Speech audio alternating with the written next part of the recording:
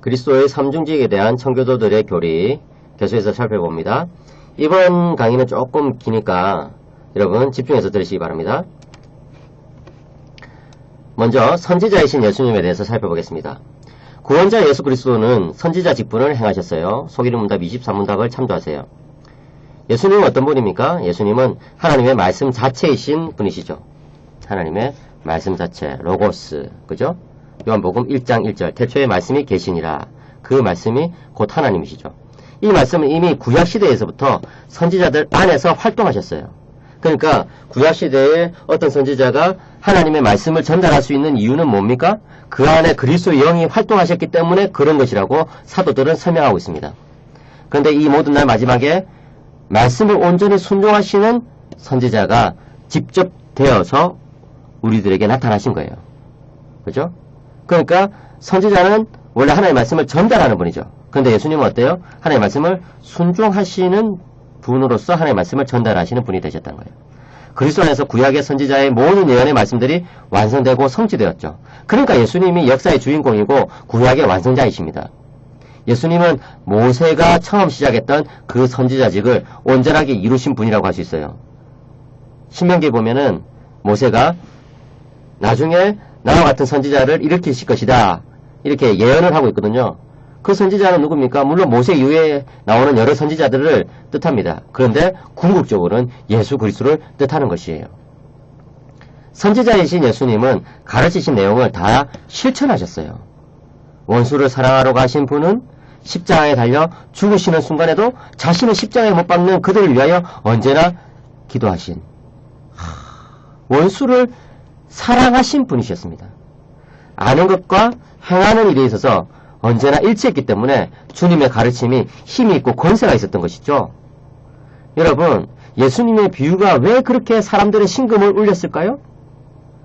예수님이 바로 비유를 말씀해 주시는 분일 뿐만 아니라 비유가 무엇을 뜻하는지를 정말 보여주시는 분이시기 때문에 그런 거예요. 자비로운 아버지, 방탕한 둘째 아들을 품을 뿐만 아니라 정말 막 나가는 첫째 아들도 품는 그 자비로운 아버지의 모습이 예수 그리스도의 삶 가운데서 나타났잖아요. 그러니까 사람들이 그 이야기를 들을 때 정말 큰 감화를 받는 것입니다. 특별히 그리스도는 십자가에서 죽기까지 복종하셨어요. 여러분, 선지자이신 예수님이 복종하신 그 길은 죽음에 이르기까지 복종하는 길이었습니다. 바로 그 놀라운 절대적 복종 안에서 하나님의 새로운 구원 역사가 시작되었습니다. 아담은 어떤 사람? 아담은 복종하라고 했는데 불순종한 사람. 그래서 아담 한 사람이 순종하지 않아서 모든 사람이 죄인이 되어버렸어요. 그런데 반대로 한 사람 그리스도께서 순종하심으로써 많은 사람이 의인이 되었습니다. 로마서 5장 19절 말씀. 예수 그리스도는 우리가 마땅히 사랑해야 할 하나님을 우리가 사랑하지 않았죠. 그런데 예수님은 정반대로 행하셔가지고 하나님을 그 누구보다도 사랑하셨습니다. 여러분, 그분의 삶뿐 아니라 그분의 말씀을 통해서 그리스도는 우리가 하나님의 은혜롭고 용서하시는 사랑을 깨닫도록 지금도 역사하고 계세요. 이제 우리는 예수 그리스도의 모범을 닮아가야 합니다. 그리스도께서 하나님의 아들이시면서도 받으신 고난을 통하여서 순종함을 배워가지고 온전하게 되셨다라고 히브리서 5장 8절과 9절에서 이야기하고 있는데, 그렇다면 이제 그분의 구원을 받으려는 모든 사람은 마땅히 순종해야 하는 것입니다. 그리스도께서 말씀과 모범으로 우리를 가르치심을 통해서 하나님은 사랑으로 스스로를 우리에게 엮어매셨죠. 참 놀랍지 않습니까? 우리는 이렇게 놀랍게 드러난 하나님의 사랑과 은혜의 현시, 드러남에 감동해서 주님께 나와야 합니다. 물론 이 과정은 성령님의 은혜로 되는 거예요. 우리가 하나님께 가고 싶다고 하는 생각도 들지도 않고 그렇게 하려고 해도 할 수가 없어요. 우리 인간의 본성은 타락했거든요. 그런데 우리가 하나님의 말씀을 듣는 가운데, 설교를 듣는 가운데 성령님께서 우리들 안에서 역사하시면 우리는 하나님께 나아가게 되고 예수님이 정말 참된 선지자이시라는 것을 깨닫게 됩니다. 이렇듯 선지자이신 예수 그리스도의 사역은 성령님의 사역과 밀접하게 관련이 되어 있죠. 그죠? 이게 참 청교도들이 정말 열심히 가르친 거예요. 그렇기 때문에 예, 이 소개론 문답에서 뭐라고 말합니까? 바로 선지자이신 예수님께서 말씀과 성령으로 일하신다. 지금도 말씀과 성령으로 모든 교회 가운데서 일하시는 분, 그분이 바로 부활승천하신 예수 그리스도, 바로 그분이십니다. 그리스도는 지금도 천상에서 하나님의 계시를 자신의 성도들에게 그렇게 전달하시고 중보하시고 우리들에게 나타내신 것이죠. 그리스도의 선지자직은 재림 이후에는 어떻게 될까요? 예수님께서 구약시대에도 그렇게 그리스도의 영이 활동하셨고 이 땅 가운데서도 선지자로 활동하셨고 지금도 하나님 보좌 우편에서 그렇게 활동하시는데 재림 이후에는 어떻게 될까요? 청교도들은 그리스도의 선지자직이 재림 이후에도 계속된다고 이야기합니다. 그리스도는 신인으로서 영원히 하나님의 뜻을 주님의 백성들에게 계시하실 것이라고 그렇게 존 오웬은 이야기하고 있죠. 물론 여러분, 그리스도의 삼중 직분은 한편으로는 재림 이후에 새 언약이 완성되는 시점이기 때문에 재림이라는 것은 재림 이후에는 새 언약의 완성과 함께 어떤 면에서 끝나게 돼요. 그죠? 어떤 면에서는 그렇게 돼요.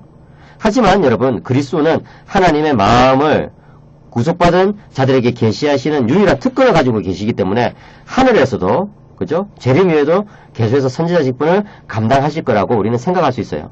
그렇기 때문에 한편으로는 이 선지자직이 끝나지만 다른 한편으로는 그 선지자직이 계속된다.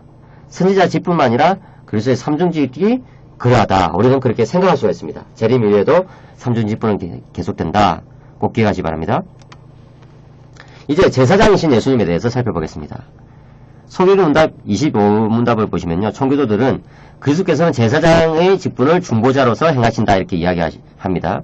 중보자로서 그리스도는 자신을 제물로 하나님께 바쳐드렸죠. 그죠? 그러니까 아구스티누스가 고백록에서 뭐라고 말합니까? 제사장이자 제물, 제물이자 제사장이신 그리스도께서 우리의 구원자가 되신다. 이렇게 고백하거든요. 그러니까 이 세상 역사 속에서 여러분 제물이자 제사장인 분은 딱 한 분밖에 없는 거예요. 그죠? 구약시대에 제사장이 누가 자기를 그렇게 제물로 바칩니까? 또 제물은 양이나 소인데 자기를 그렇게 제사장 노릇을 할 수가 없죠. 그런 짐승들은. 그런데 아주 독특하게도 예수 그리스도께서 대제사장으로서 자신을 제물 삼아서 하나님께 바치신 것이죠. 이제 부활승천하신 천상의 제사장이신 그리스도는 구원에 관한 우리들의 근원적인 필요를 채우신다고 히브리서에서 잘 이야기하고 있죠. 여러분, 인간은 어떤 존재입니까? 죽음을 극복할 수 없는 존재. 저희 집 근처에는요, 큰 장례식장이 하나 있거든요. 거기 보면 장례식이 계속해서 이제 있습니다. 저도 저녁에 들어갈 때마다, 집에 들어갈 때마다, 오늘은 내가 걸어서 집으로 들어가지만 언젠가는 누워서 저 장례식장으로 들어가겠지. 이렇게 생각하고 살아갑니다. 인간은요, 죽음을 극복할 수 없으니까요. 모든 사람은 죽잖아요. 근데 이 죽음이라는 것이 뭐 때문에 생겼어요? 바로 죄 때문에 생긴 거예요. 따라서 인간이 죽음을 해결할 수 없다는 것은 사실 인간이 근원적으로 죄를 해결할 수 없다. 그런 거예요, 여러분. 여러분들이 한번 그렇게 살아보세요. 거룩하게 살려고 노력해보세요. 죄를 안 지려고 한번 해보세요. 십계명을 다 지키려고 한번 해보세요. 안 됩니다. 헬무트 틸리케라는 이 독일의 설교자, 20세기 최고의 독일의 설교자라고 할 수 있습니다. 사람에 따라서는 다르게 말할 수 있겠지만 어쨌든 참 대단한 설교자였어요. 근데 그 사람이 이렇게 말했습니다. 인간이 도둑질을 해서 도둑이 되는 것이 아니다. 인간은 이미 도둑이기 때문에 도둑질을 하는 것이다. 인간이 살인을 해서 살인자가 되는 것이 아니다. 인간은 이미 살인자이기 때문에 살인을 하는 것이다. 뭡니까? 인간의 본성상 도둑이고 살인자고 가늠자예요. 인간 본성상 그래요. 살아가면서 우리 안에서 얼마나 많은 죄가 꿈틀거리느냐. 그런 거 느끼지 않습니까? 여러분들이 강의하는 중에도 마음속으로는 죄를 짓고 있을 때가 없습니까? 여러분이 정말 하루 여러분들의 마음을 자세히 관찰했을 때 그 중에서 이것은 하나님께서 받으실 만한 마음이다라고 생각되는 것이 얼마나 되겠습니까? 그 외에 다른 것들은 부적절하고 더 나아가서 죄가 되는 것이거든요. 우리의 마음을 잘 살펴보면 정말 인간은 도둑이며 살인자이며 죄인이라는 것을 알게 됩니다. 우리가 부모님을 얼마나 공경하는가, 또 결혼한 사람들은 얼마나 자식을 정말 하나님의 사람으로 사랑하는가, 내 이웃을 내 몸과 같이 사랑하고 섬기는가, 참 부족하죠. 인간은 탐심의 노예이며 미움의 노예이며 정욕의 노예입니다. 문제는 뭐예요? 그 죄값을 스스로 갚을 수가 없다는 거예요. 날마다 더 많은 죄를 짓기 때문에 죄값을 갚기는 거는 오히려 더 쌓아갈 뿐이죠. 여러분, 그런 상태예요. 가난한 사람이 막 카드 돌려막기 하면서 막 돈을 쓰고 있단 말이죠. 카드 빚을 갚기는커녕 더 계속 카드를 긁어가지고 더 많은 이 빚을 늘려간다는 거예요. 그런 상태가 우리의 영적인 상태라는 거예요. 그런데 너무나 놀랍게도 바로 그 죄값을 그리스도께서 갚아주셨어요. 온전한 제물로 자기 자신을 영단번에 드렸던 대제사장 그리스도께서 인간이 가진 이 죄의 문제를 근원적으로 해결해 주십니다. 여러분, 죄는요, 어때요? 죄는 분열을 조장하죠.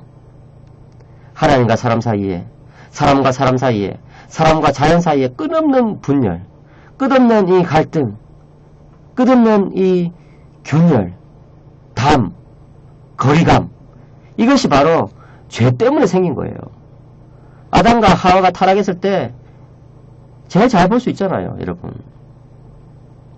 아담이 하와를 내 뼈 중에 뼈요 살 중에 살이로다 그렇게 말한 지 얼마 지나지 않아 가지고 하나님이 나에게 주신 저 여자 때문에 제가 하나님이 금지한 그 선악과를 먹었습니다 하면서 하와를 그렇게 탓하잖아요. 인간은 그런 거거든요.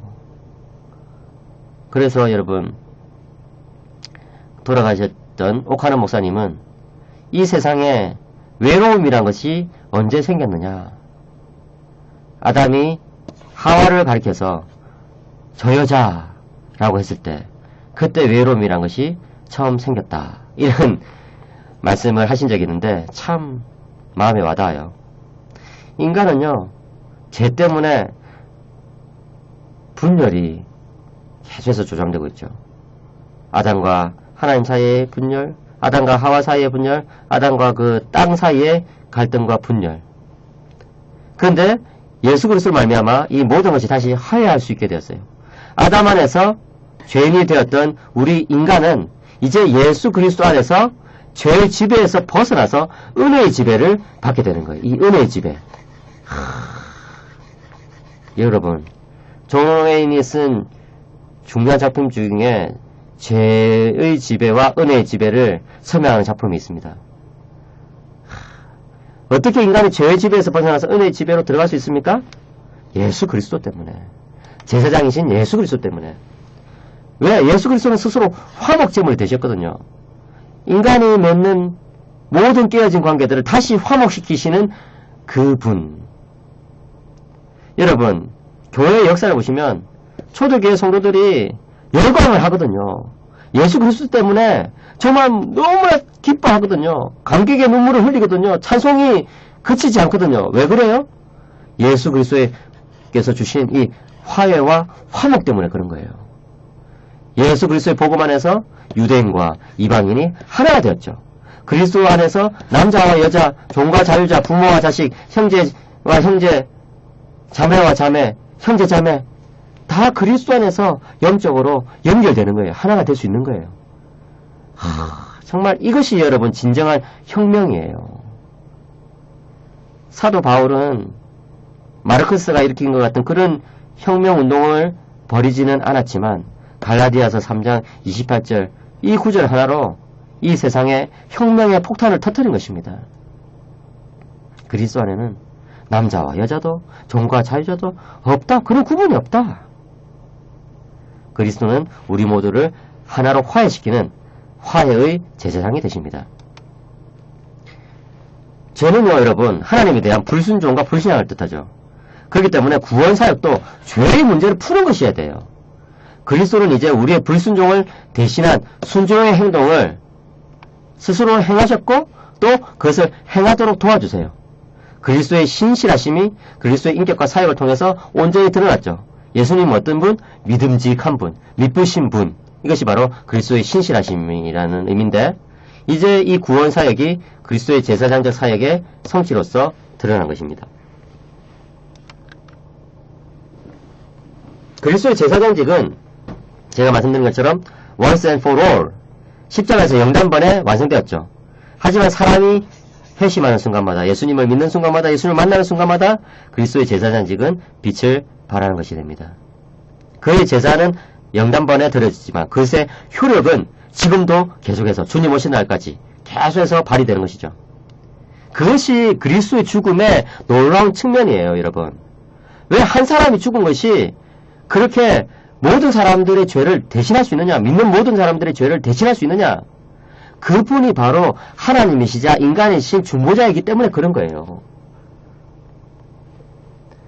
또한 새하늘과 새 땅, 재림 이후에서도 역시 예수님의 제사장적 사역은 기억되면서 찬양받습니다. 그리스도께서 요한계시록에서 자주 어린 양이라고 묘사되죠. 이것에 대해서 네덜란드 개혁신학자였던 클라스 스킬더는 그리스도께서 어린 양이라는 이름을 요한계시록에서 자주 쓰신 이유는 바로 그리스도의 그 제사장적인 사역이 영원토록 지속되기 때문에 그런 것이다. 그리스도의 그 제사가 영원토록 효력이 있다는 것을 말씀해 주는 것이다. 이렇게 이야기합니다. 신실한 제사장으로서 영원히 영광받으실 예수 그리스도. 히브리서 7장 17절. 따라서 그리스도의 이 제사장직은 재림 이후에도 지속됩니다. 이제 왕이신 예수님에 대해서 살펴보겠습니다. 예수 그리스도께서는 왕의 직분을 또한 중보자로 행하신다고 소기문답 25문답에서 가르치고 있죠. 청교도들은 이런 것을 통해서 중보자 그리스도는 바로 왕이시라는 것을 분명하게 드러냈습니다. 그런데 그 왕이 어떤 분이에요? 종의 모습으로 오셨죠. 마가복음의 주제입니까? 그죠? 마가복음의 주제에 왕이신 그분이 우리들에게 종의 모습으로 오셨다는 거예요. 인자가 온 것은 섬김을 받으려 함이 아니라 도리어 섬기려 하고 자기 목숨을 많은 사람의 대속물로 추리함이라. 여러분, 너무나 멋진 분, 우리 예수님. 여러분들이 이 강의를 들으면서 예수님을 찬양할 수 있게 되면 좋겠습니다. 찬상의 왕이신 그리스도는 우리가 죄와 사탄의 노예가 되었을 때 우리를 구하러 오셨습니다. 우리가 노예였는데 우리를 구하러 오셨어요. 그런데 그 오신 그분은 어떻게 오셨어요? 대단한 그런 헤롯 가문의 그런 후계자가 오셨습니까? 그게 아니에요. 로마의 그 시저, 칼사르의 후계자로 오셨습니까? 그게 아니에요. 그분은 죄인이 아니시지만 죄인들과 연대를 취하시고 죄인들과 함께 하시고 죄인들과 더불어서 먹고 마시고 함께 사셨죠. 한마디 말해서 종의 모습으로 오셨습니다. 이사야 선지자가 노래한 것처럼 그분은 종으로 오셨습니다. 그분의 종으로서의 사역은 우리를 위한 것이었어요. 하나님이 그렇게 종이 되신 것이 바로 자기 비움이에요. 자기를 온전히 비운 것. 그것을 헬라어로 케노시스라고 하거든요. 하나님이 그 본체의 아름다움, 영광을 잠시 내려놓으신 거예요. 우리를 구원하기 위해서. 우리가 하나님께서 멀어졌을 때 우리는 사탄의 노예, 곧 죄의 종이 되었어요. 인간은 죄 속에서 태어나고 죄 속에서 살다가 죄 속에서 죽어가요. 그러나 왕이신 그리스도는 스스로 종의 모습으로 오셔가지고 친히 죄인의 자리에 서셨습니다. 친히 죄인의 굴레로 들어오셨습니다. 그런데 십자가로 죄와 죽음에서 승리하셨죠. 우리를 죄와 사탄의 예수 상태에서부터 건져내셨습니다. 이제 그리스도께서는 몸인 교회의 머리가 되셔서 만물을 다스리는 왕이십니다. 그래서 지금 하나님 보좌 우편에 계신 그리스도는 왕이십니다. 사실 이런 내용은 구약 성경에 이미 나와요. 역대상 29장 11절 보시면은 여호와여 위대하심과 권능과 영광과 승리와 위엄이 다 주께 속하였사오니 천지에 있는 것이 다 주의 것이로소이다. 여호와여 주권도 주께 속하였사오니 주는 높으사 만물의 머리이심이다.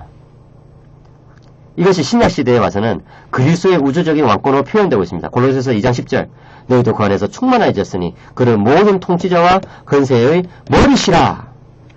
요한계시록 1장 5절 또 충성된 정의로로 죽은 자들 가운데서 먼저 나시고 땅의 임금들의 머리가 되신 예수 그리스도로 말미암아 은혜와 평강이 너희에게 있기를 원하노라. 우리를 사랑하사 그의 피로 우리를 죄에서 우리를 해방하시고 이 노래도 아시죠? 우리를 사랑하사 그의 피로. 여러분 이 노래를 꼭 가스펠송으로 한번 들어보시기 바랍니다. 자, 구약에서 여호와께서 만물의 머리신데 신약에서 그리스도께서 머리시라는 거예요.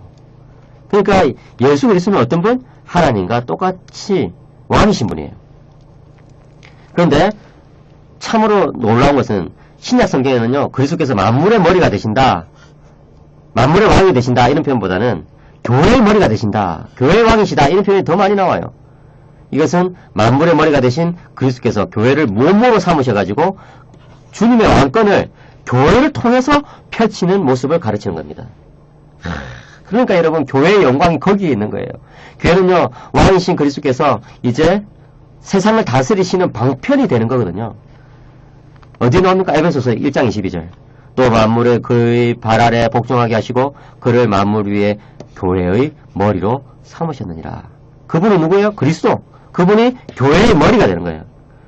그분 발 아래 만물이 복종하고 있거든요. 그런데 그분은 만물의 머리로 드러나기보다는 만물의 머리이신데 만물의 머리로 드러나기보다는 교회의 머리로서 더 분명하게 자신을 계시하신 것이죠.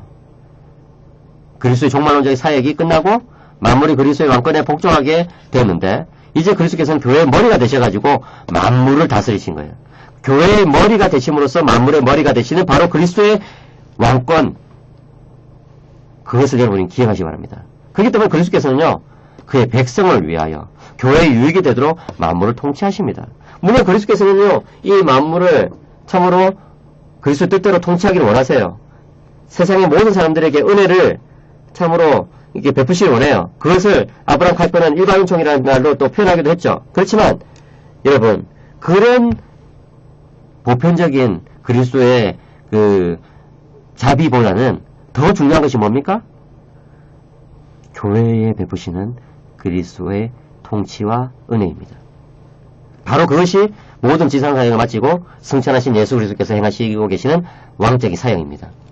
그런데 이 그리스도의 왕적인 사역은 재림시에는 어떻게 나타납니까? 심판하는 권세로 나타납니다.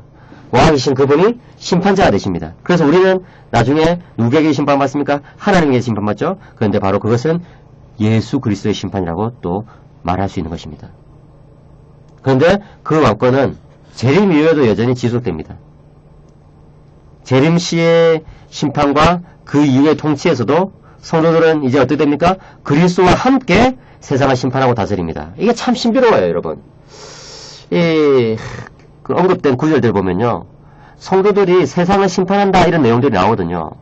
또 언급된 구절들을 보면요, 성도들이 그리스도와 함께 세상을 다스린다 이런 내용들이 나오거든요. 이것이 정확하게 어떤 것인지 참 주석가들도 설명하기 힘들어합니다. 그런데 분명한 것은 뭡니까? 그리스도의 몸된 교회가 그리스도의 왕권에 그만큼 밀접하게 참여한다는 거예요.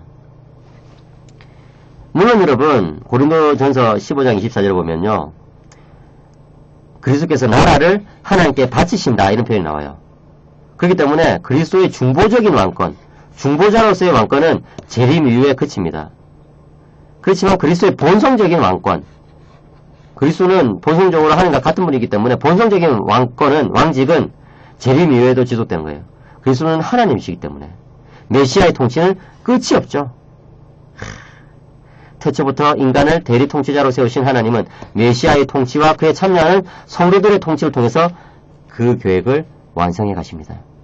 하나님은요 아담을 통치자로 세우셨거든요. 왕으로 세우셨거든요. 대리 통치자로. 그런데 아담이 실패했죠. 그것을 누가 이제 완성합니까? 그리스도께서 영원히 완성하십니다. 이런 것들이 바로 청교도들이 우리들에게 알려주는 그리스도의 세 가지 직분입니다. 이것이 구원에 대한 세 가지 모델과는 어떻게 연결되는지를 다음 시간에 바로 이어서 살펴보겠습니다.